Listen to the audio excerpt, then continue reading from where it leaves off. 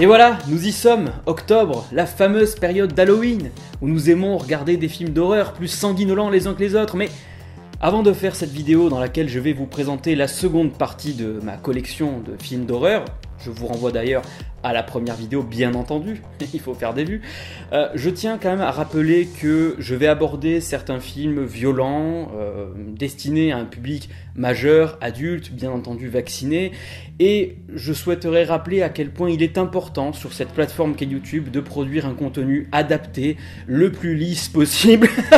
On déconne. Allez, buvez une bière les enfants, mettez-vous bien et bienvenue dans la Collègue Horrifique 2.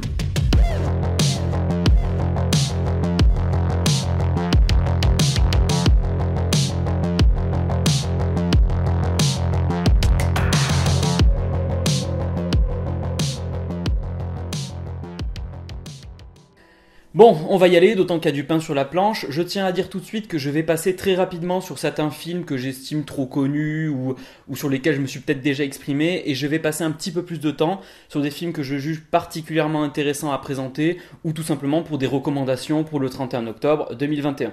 Allez, on y va.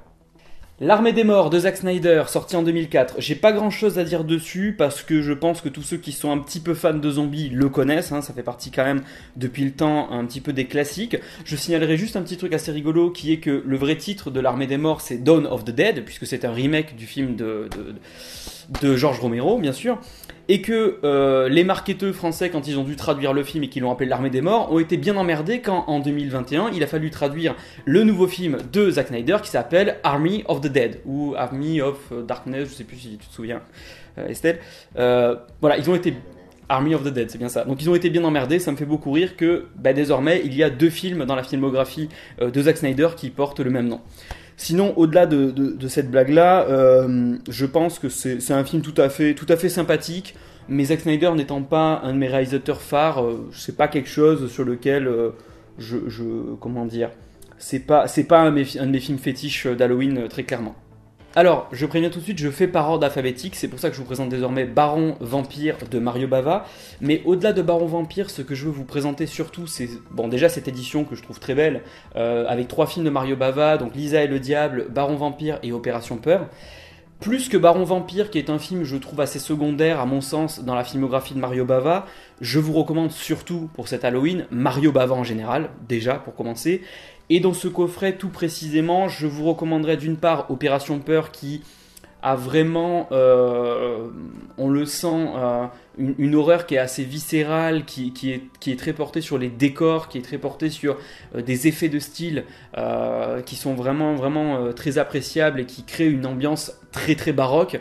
Et surtout, je pense, dans ce coffret, je vous recommanderais très très chaudement Lisa et le Diable, qui est en fait la vraie version d'un film que peut-être certains d'entre vous auront vu, qui s'appelle La Maison de l'Exorcisme, qui est un film épouvantable, qui est un remontage fait par le producteur du film quand il a vu en fait aux États-Unis le succès qu'avait l'Exorciste. Il a filmé des scènes qui plagient totalement l'Exorciste, il les a intégrées à Lisa et le Diable en coupant d'autres scènes, et il a sorti ce film-là qui s'appelle La Maison de l'Exorcisme. Ce film-là a eu, malheureusement, alors que c'est une daube sans nom, plus de succès que le film d'origine Lisa et le Diable. Et c'est pour ça qu'aujourd'hui, si je dois vous recommander quelque chose chez Mario Bava, et d'ailleurs on en reparlera un peu après de lui, c'est avant tout Lisa et le Diable pour cet Halloween. Ça, de Tommy Lee Wallace, alors est-ce que je vous recommande ça? Pas spécialement, d'autant que bon, on va pas se cacher que c'est un téléfilm qui dure quand même presque 3 heures, qui a des relents assez nanardesques, on va pas se mentir. Je vous recommanderais plus le remake, et encore, ça dépend quelle partie, surtout la partie 1. Mais disons que pourquoi j'ai cette horrible édition d'ailleurs, qui est très moche, cartonnée, les éditions Warner. Pourquoi j'ai cette horrible édition dans ma filmographie? Tout simplement parce que je suis plus attaché au réalisateur Tommy Lee Wallace que au film ça.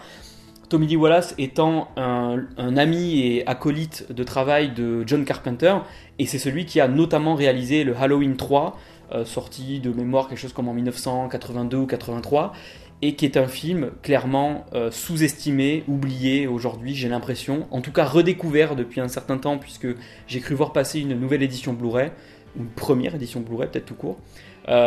Et donc je vous recommanderais peut-être plus que ça, qui maintenant est devenu assez culte, alors que c'est un film finalement assez mineur et qui ne vaut surtout pour sa musique, une bande son super, et pour l'interprète de ça, dont j'ai oublié le nom. Je vais retrouver ça tout de suite. Oui, Tim Curry, bien joué.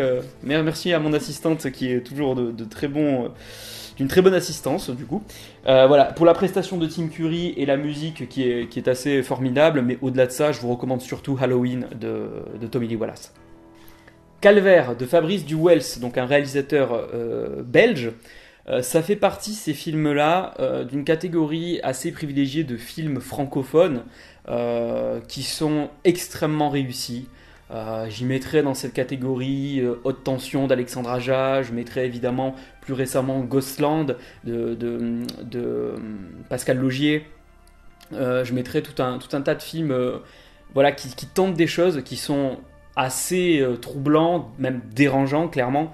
Avec Calvaire, on rentre dans un survival, un vrai survival, qui en plus fait le choix de mettre un pas à nouveau dans, je dirais, le fantastique, et c'est notamment illustré par une des scènes du film où on a la camionnette du personnage principal qui est une espèce d'artiste raté qui se retrouve en fait perdu dans un village de campagne belge, et en fait au moment où il arrive dans ce village-là, il traverse un épais brouillard qui occulte complètement le plan et qui nous fait perdre complètement tout repère d'espace et même repère temporel, et il y a vraiment une espèce de contrat qui est passé entre le spectateur, je dirais, et le réalisateur qui vous dit voilà, là vous rentrez dans un autre monde.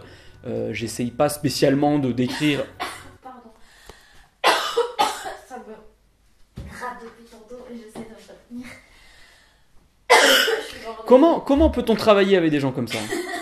Mais bois de la bière.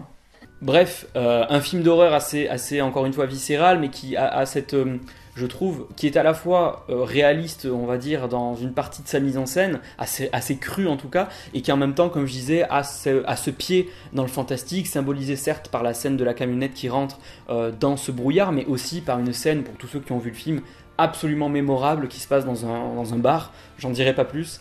Je vous recommande très très chaudement Calvaire, mais là c'est vraiment un film, c'est pas le petit film, le petit slasher qu'on regarde entre potes avec du popcorn et à moitié bourré. Calvaire est plus le genre de film qu'on se prend en pleine gueule. Candyman de Bernard Rose sur une idée donc de Clive Barker. J'en parle pas parce que c'est extrêmement connu, et il y a un remake actuellement au cinéma que je n'ai toujours pas vu, que je vais certainement voir par curiosité, mais je ne sais pas trop quoi en penser, donc voilà.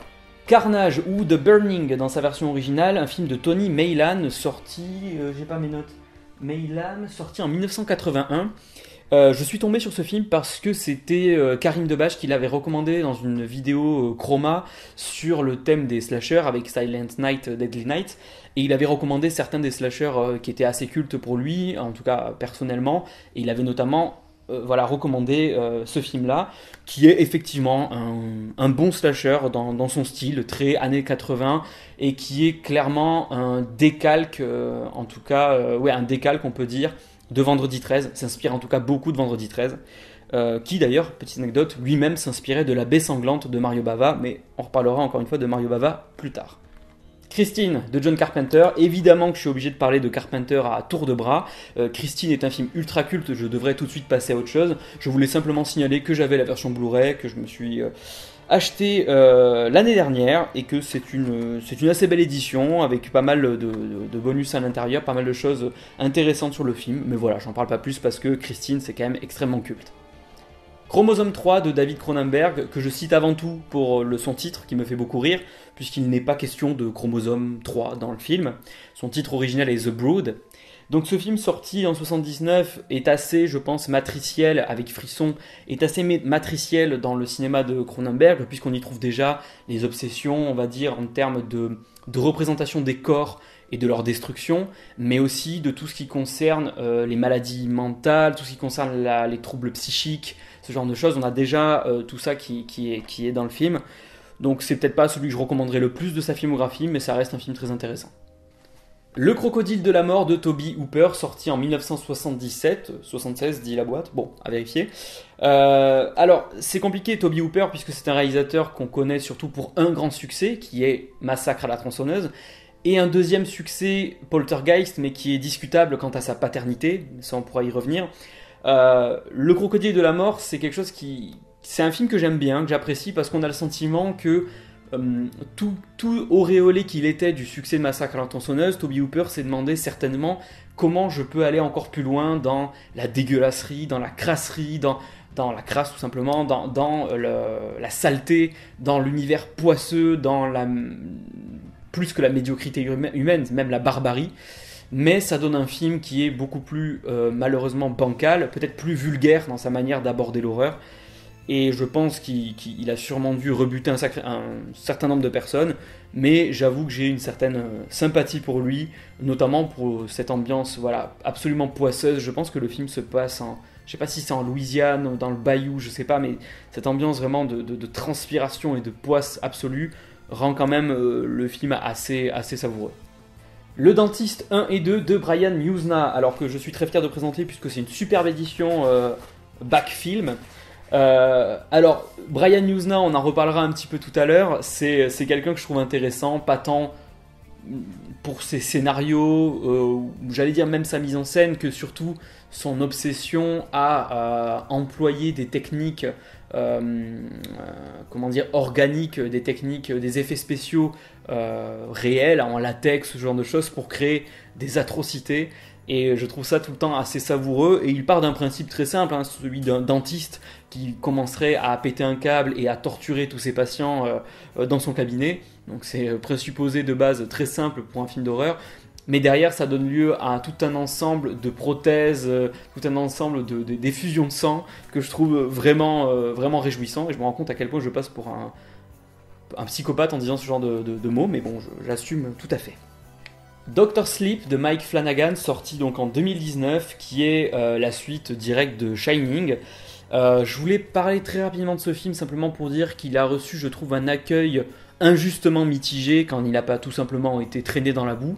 Je trouve sincèrement que c'est un très bon film. Je trouve vraiment qu'il y a des scènes magistrales dedans et surtout un jeu d'acteurs, que ce soit Ewan McGregor ou Rebecca Ferguson, il y a vraiment, ou même la gamine dont je me souviens plus, je sais pas si tu te souviens du nom, la petite gamine qui joue celle qui dès le début se révèle avoir le Shining. Voilà, je trouve ces acteurs formidables. Je trouve que Mike Flanagan a dû vraiment avoir, désolé pour l'expression, le cul entre deux chaises, parce qu'il devait à la fois satisfaire des amoureux de Shining qui pourtant finalement n'aborde que très peu la notion de Shining et s'éloigne énormément du film, du bouquin d'origine de Stephen King. D'ailleurs, pour l'anecdote, c'est vrai que Stephen King disait le gros problème avec Shining de Kubrick, c'est que dans son film il gèle, dans mon livre ça brûle. Et c'était vraiment pour illustrer le fait que Stanley Kubrick avait pris une direction tout à fait autre que celle que Stephen King prenait dans son livre. Non pas que j'ai des problèmes avec les adaptations qui prennent de la distance, mais disons que pour faire la suite avec Dr. Sleep, Mike Flanagan a dû à la fois respecter l'héritage de Kubrick et en même temps adapter correctement l'œuvre de Stephen King pour pouvoir produire cette suite-là. Et je trouve qu'il y parvient parfaitement bien. Et à tous ceux qui n'auraient éventuellement pas eu l'envie de le voir, ou même ceux qui ne l'ont pas apprécié, je vous oblige, tout simplement, je vous oblige à le voir de nouveau ou à le découvrir, parce que ce film, normalement, aurait dû marquer les esprits plus que ça. L'Enfer des zombies de Lucio Fulci, qui est donc la suite directe du zombie de George Romero. Alors je fais direct comme ça parce que Fulci a vraiment eu l'intelligence ou la roublardise, je ne sais pas, de se proposer pour adapter cette suite-là. Puis il part d'un présupposé assez commun avec le film de Romero, et puis finalement se dirige dans la direction qui lui l'intéresse, avec une direction artistique complètement propre et une bande son qui correspond aux images. Et donc le film se passe sur une île avec finalement un rapport aux zombies qui est plus proche du vaudou que du zombie de Romero, et ce qui est complètement paradoxal puisque Romero cherchait justement à rompre les liens à l'origine avec la tradition vaudou du zombie pour y insuffler quelque chose de beaucoup plus politique. Et chez Fulci, il y a plus quelque chose une notion de fin du monde, mais qui serait presque pas religieuse, mais un côté très mystique, quelque chose qui nous transcende. Et j'aime bien cette ambiance-là qui est complètement servie par la bande-son incroyable de Fabio Frizzi, dont d'ailleurs je vous mets un extrait tout de suite.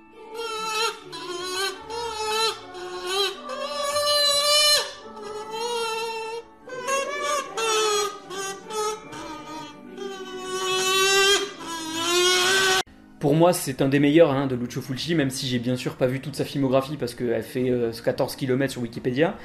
Mais voilà, de ce que j'ai pu voir, c'est un de ceux que je trouve les mieux maîtrisés, même en termes de scénario, de musique, de costumes, de prothèses, d'ambiance, d'image, tout simplement. Je vous recommande en tout cas L'Enfer des zombies si vous êtes amateur du genre. L'Éventreur de New York, toujours de Lucio Fulci, et là clairement, j'ai envoyé un postillon sur la télé, mais je pense que je l'ai troué. Clairement, un des Fulci pour le coup le moins inspiré de ce que j'ai vu, et clairement à un moment de sa carrière, je pense qu'on était plus sur un rapport au cinéma plus alimentaire qu'autre chose. Mais c'est peut-être un film de la transition entre le passage d'un apogée de carrière vers une fin de carrière moins auréolée de succès. Le film a certaines qualités, notamment celui de dépeindre un New York crasseux et... Non mais pas encore. Non mais Estelle, vraiment.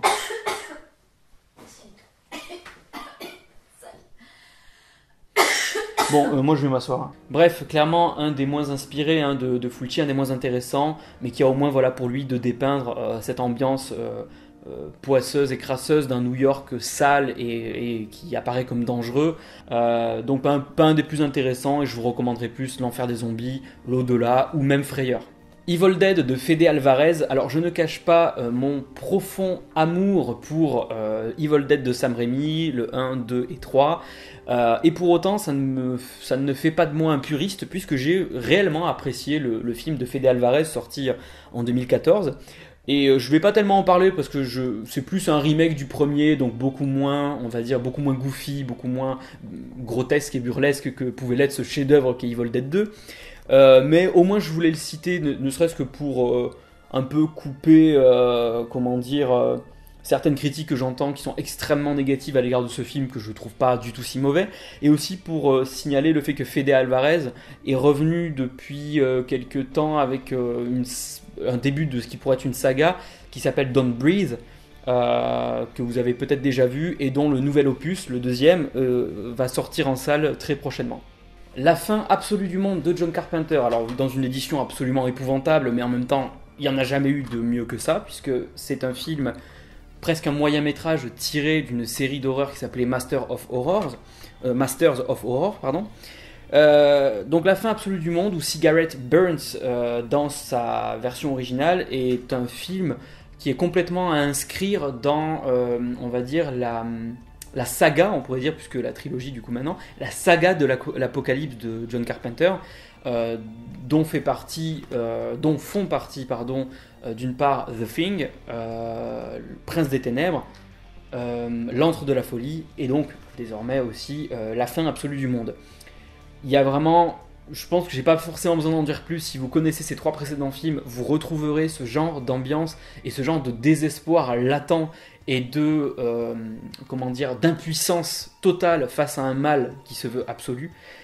Bon, si vous êtes attiré par ce genre de film, je vous recommande profondément. Frayeur de Lucio Fulci, à nouveau, vous avez sûrement compris que j'aime beaucoup Lucio Fulci.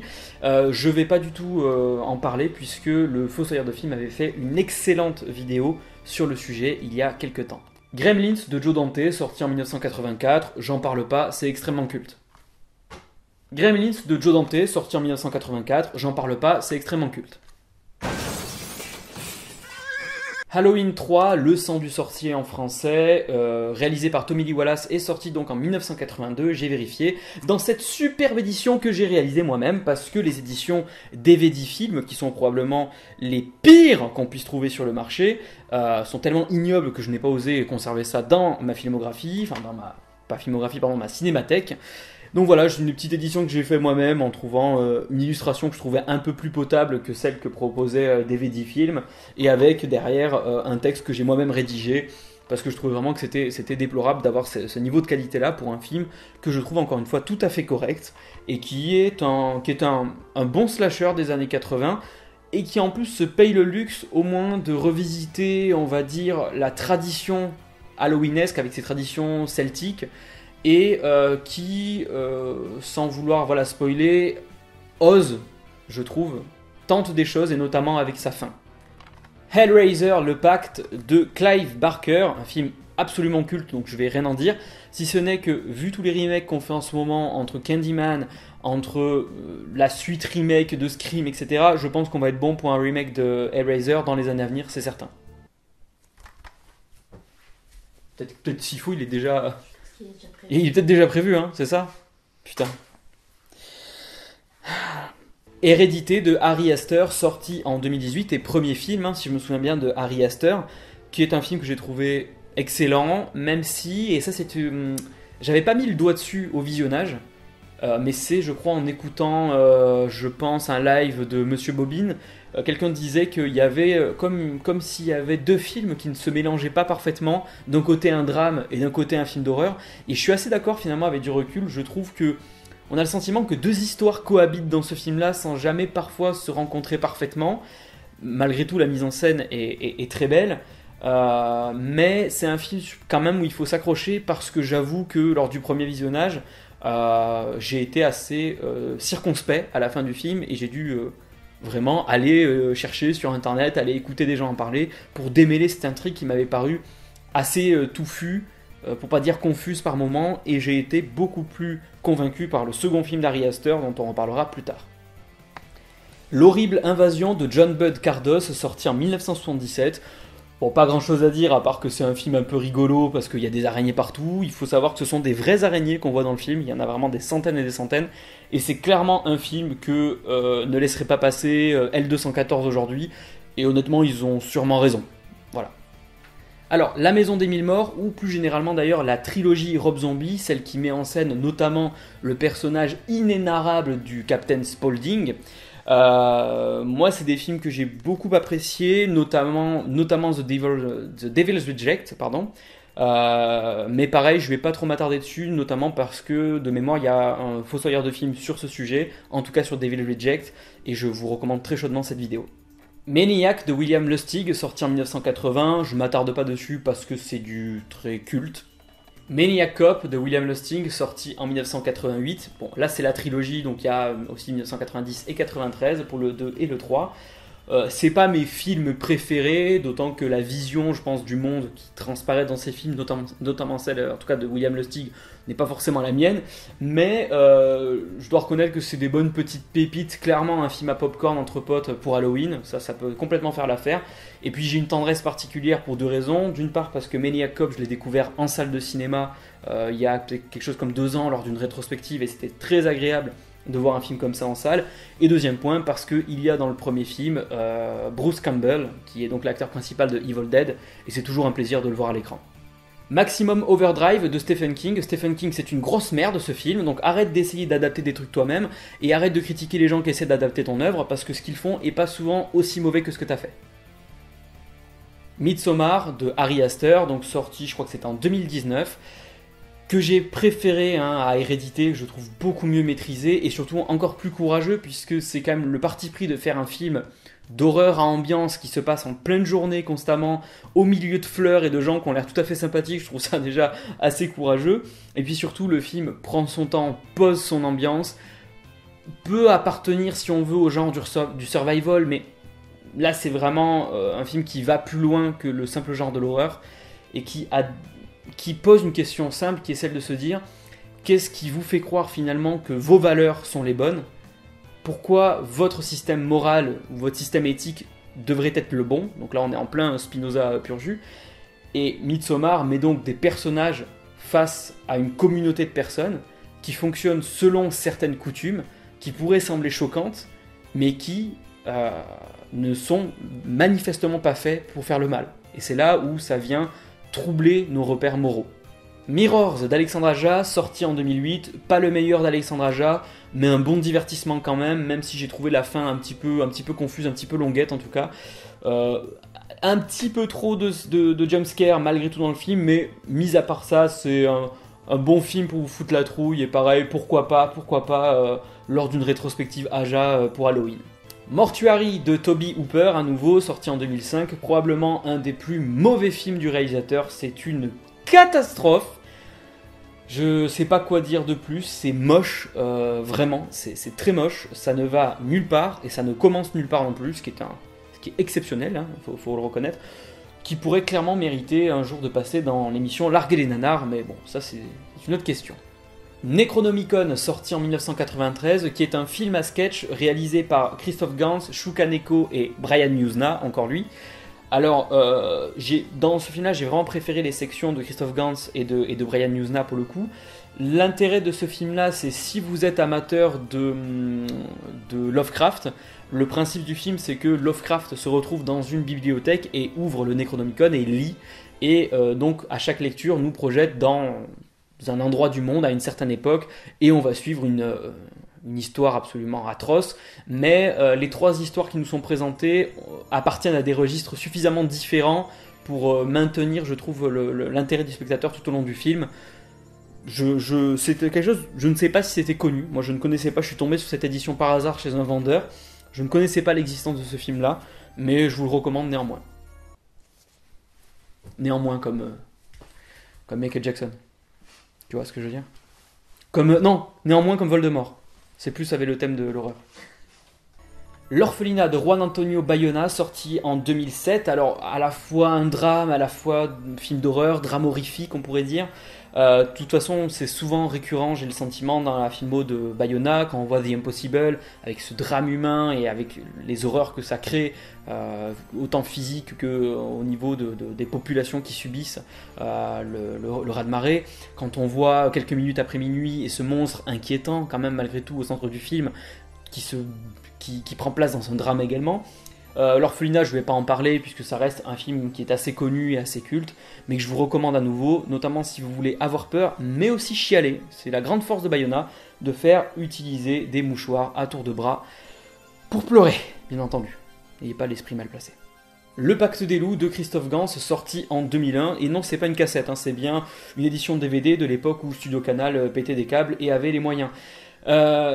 C'est un film complètement patchwork, pas forcément que horrifique, c'est à la fois un film pseudo-historique, un film qui est un peu fantastique avec cette histoire de la bête du Gévaudan où on ne sait pas exactement si c'est quelque chose de réel ou si c'est un coup monté, et en même temps un film horrifique et en même temps un film de kung-fu, enfin je ne sais pas, avec Marc Dacascos. Donc un film un petit peu patchwork qui a plusieurs tons, plusieurs ambiances, qui va peut-être rebuter certaines personnes, notamment en ce qui me concerne à cause de certains jeux d'acteurs que je trouve un peu hasardeux. Mais malgré tout, j'ai beaucoup de sympathie pour Christophe Gans et ce qu'il essaye de faire à travers Necronomicon, à travers Silent Hill. C'est jamais parfaitement réussi, mais c'est toujours très bien inspiré, et c'est pour ça que je vous recommande quand même Le Pacte des loups. Paranoia, sorti en 2018 et réalisé par Steven Soderbergh, un excellent film, j'ai trouvé. Je pense que ça fait partie de ces films tournés à l'iPhone, mais je ne suis pas sûr, il faudrait vérifier. Un film qui porte extrêmement bien son nom, puisque toute la mise en scène qui se passe au cœur d'un asile psychiatrique va complètement exploiter la notion de paranoïa, et complètement... la forme est totalement dévouée aux propos, et ça c'est... Vraiment, vraiment très plaisant à voir. Et puis surtout, j'avais envie de citer ce film, notamment parce que Soderbergh prouve à quel point c'est un réalisateur caméléon. On dit ça très souvent, mais je crois que ça s'applique particulièrement en ce qui le concerne. Entre Trafic, entre Girlfriend Experience, entre Magic Mike, ou même les Ocean's 11, enfin, c'est vraiment quelqu'un qui est capable de toucher à tout et qui essaye des choses super intéressantes, qui réussit pas forcément tout, je pense pas, j'ai pas vu toute sa filmographie, mais en tout cas, dès qu'il s'essaye à un genre, de ce que j'ai vu, ça promet souvent des choses super intéressantes, et c'est pour ça que je vous recommande absolument Paranoia. Juste 2 secondes, parce que j'ai oublié 2 films que j'avais laissés dans ma cinémathèque. Donc Invisible Man de Lee Whannell, qui est un très bon film, je trouve, pour ce qui est d'adapter un sujet politique en film de genre, et là clairement on parle des violences faites aux femmes, et on pourrait trouver ça dérangeant finalement de prendre un sujet si d'actualité, si brûlant, si problématique, et d'en faire un film de genre destiné à atterrir le soir à 22h dans des méga CGR avec du popcorn, mais malgré tout c'est extrêmement bien traité, notamment grâce à l'actrice Elisabeth Moss, voilà. Grâce à cette actrice là, Le film prend au sérieux son sujet malgré tout, et c'est une très bonne manière, et reste un divertissement, et c'est une très bonne manière d'aborder, je trouve, ces questions-là, et de les faire surtout intégrer la plupart des cerveaux disponibles. Et le deuxième film dont je voulais parler, c'est It Follows. J'ai la flemme de citer le réalisateur ou la réalisatrice, et honnêtement c'est pas bien grave, parce que je trouve qu'on a survendu ce film, on l'a vendu comme quelque chose d'absolument culte. Il a eu le grand prix à Gérard May, tout le monde disait oh là là, c'est inspiré de Carpenter, c'est un très grand hommage. Non, c'est intéressant, un peu chiant, pas spécialement effrayant. Désolé. Paranormal Activity 2 et 3, c'est juste que j'avais que le 1 la dernière fois où j'ai fait cette vidéo, et là maintenant j'ai le 2 et 3. J'ai rien à dire dessus, c'est des films assez cultes. La petite boutique des horreurs de Roger Corman, sorti en 1960, un film quand même assez culte, avec notamment Jack Nicholson dans un des rôles assez cinglés. C'est un film un petit peu fou, un petit peu à la fois comique et horrifique. Je vous le recommande si vous ne l'avez pas vu. Cela dit, Backfilm, qui font pourtant de très bonnes éditions habituellement, nous propose ici un film absolument irregardable en 144p, notamment si on a un écran 4K comme le mien. Donc j'espère qu'il y a eu des rééditions Blu-ray parce que c'est absolument illisible avec cette édition. Piégé à l'intérieur de John Carpenter est sorti en 2007, à nouveau dans le cadre de la série Master of Horror. Donc ce film est très très peu trouvable, donc je suis assez content de l'avoir, et il faut savoir qu'il y a Ron Perlman dedans, qui joue un père intégriste catholique de façon assez savoureuse. Il y a des effets qui peuvent rappeler les effets de Rob Bottin dans The Thing, avec des prothèses et avec certains animatronics. Mais on n'est quand même pas dans un film qui pourrait intégrer la saga de l'Apocalypse de Carpenter. Cependant, il y a quand même quelque chose que je trouve intéressant dans ce film-là, c'est le fait que Carpenter prend un malin plaisir à torturer ses protagonistes, notamment en faisant en sorte qu'une famille de catholiques intégristes soit obligée de faire avorter leur fille qui va accoucher du fils de Lucifer, littéralement. Ce qui du coup pourrait rapprocher finalement le film de la saga de l'Apocalypse de Carpenter. Mais j'aime bien cette ironie mordante que Carpenter met dans ce film-là.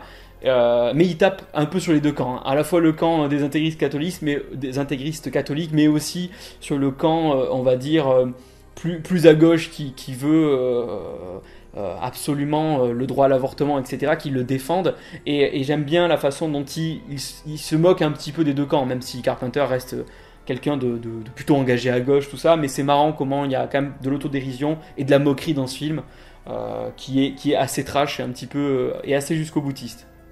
Piranha 3D, sorti en 2010 et réalisé par Alexandre Aja. Et regardez, mon Dieu, les piranhas bougent! Ça fonctionne ou pas? Parce que sinon j'ai l'air con. Ah si, là ça fonctionne bien. Ouh. Attends, je vais niquer la mise au point, je vais arrêter. Alors, un film que beaucoup considèrent comme culte et rigolo. Bon, oui, c'est un film drôle, mais honnêtement, je le trouve trop vulgaire pour moi. Il y a trop de cul gratuit, il y a trop de fesses qui partent dans tous les sens. C'est vraiment, je sais que c'est le but du film, mais disons que c'est pas ce qui me fait le plus rire dans le genre de comédie horrifique. Donc voilà, c'est pas spécialement ce que moi je recommanderais. La planète des vampires de Mario Bava, encore sorti en 1965, dans une réédition assez récente, parce que le film n'avait pas connu d'édition depuis très longtemps. De la même manière que je me suis passionné pour Lucio Fulci il y a maintenant un peu plus d'un an, je me suis passionné cette année pour le cinéma de Mario Bava, donc une génération avant Fulci, qui a beaucoup inspiré les réalisateurs par la suite. Et je recommande tout particulièrement La planète des vampires pour, on va dire, deux raisons. Déjà, cette ambiance de SF assez décomplexée, on va dire de l'époque avant 2001, avant que 2001, l'Odyssée de l'espace de Kubrick insuffle vraiment une norme à suivre. Et je raffole assez encore de ces films de SF, tout en latex et tout en maquette en polystyrène, etc. Ça me fait vraiment beaucoup plaisir, mais surtout, et là c'est peut-être quelque chose que peu de gens savent, mais si vous aimez la saga Alien, vous devez absolument regarder La planète des vampires, qui est clairement un proto-Alien dans sa mise en scène, dans son scénario. Et on y retrouve même, pour vous donner un peu l'envie de le voir, l'idée du space jockey qu'on voit dans le premier Alien est déjà présente dans La planète des vampires, et c'est pour ça que je vous recommande absolument de le voir. Poltergeist de Tobe Hooper ou de Steven Seagal. Steven Seagal. l'autre ordure qui fait des films d'action pourris. Poltergeist de Steven Spielberg, ou pardon, de Toby Hooper, excusez-moi. Oui, bon, c'est vraiment le scandale depuis des années, à savoir qui a réalisé ce film-là, donc sorti en 82.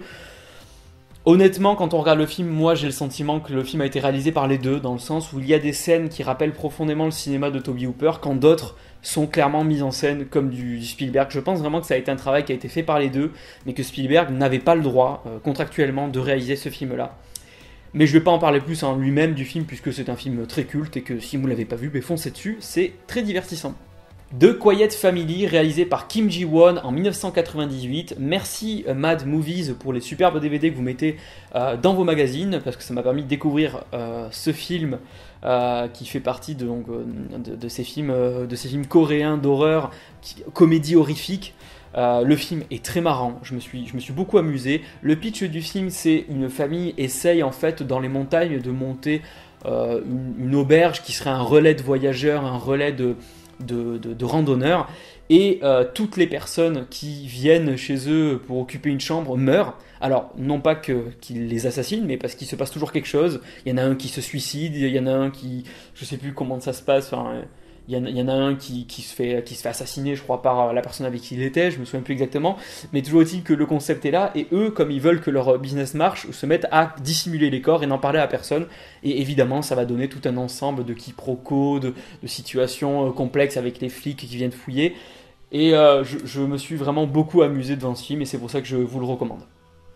Sans un bruit de John Krasinski, ou Jim Halpert pour ceux qui ont vu The Office, bien sûr.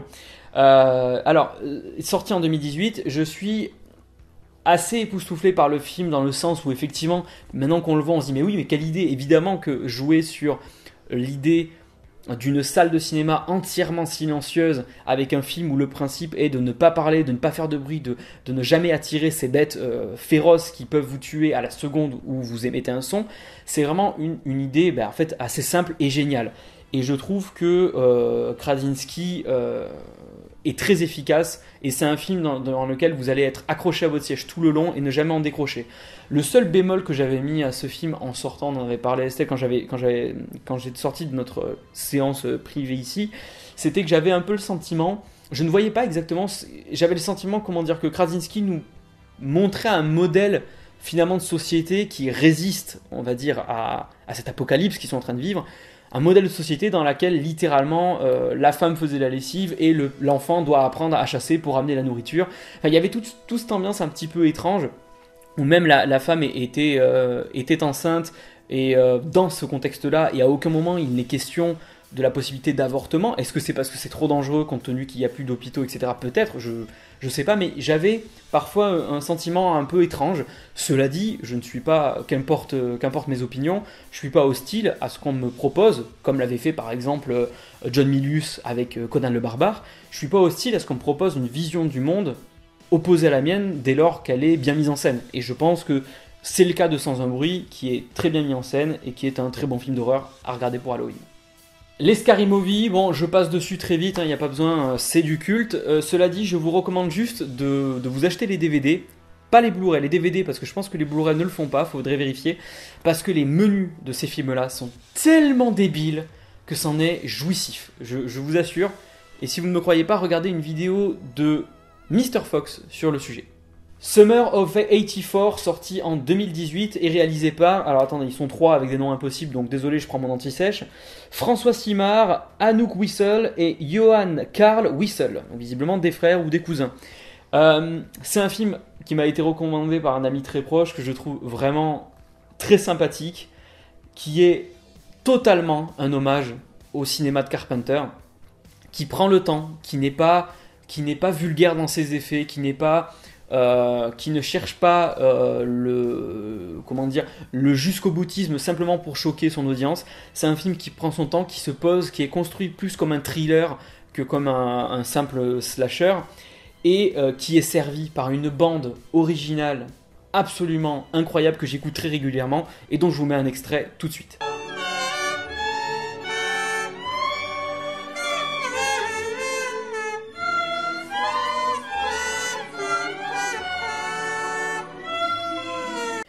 The Voices de Marjane Satrapi, sorti en 2014, un film extrêmement marrant qui m'a vraiment plu, que je n'avais pas vu, alors que je sais qu'il est assez culte pour pas mal de personnes, mais que j'avais raté lors de sa sortie en salle à l'époque, et que j'ai donc rattrapé cette année. Un film qu'on peut résumer comme étant une espèce de slasher comique.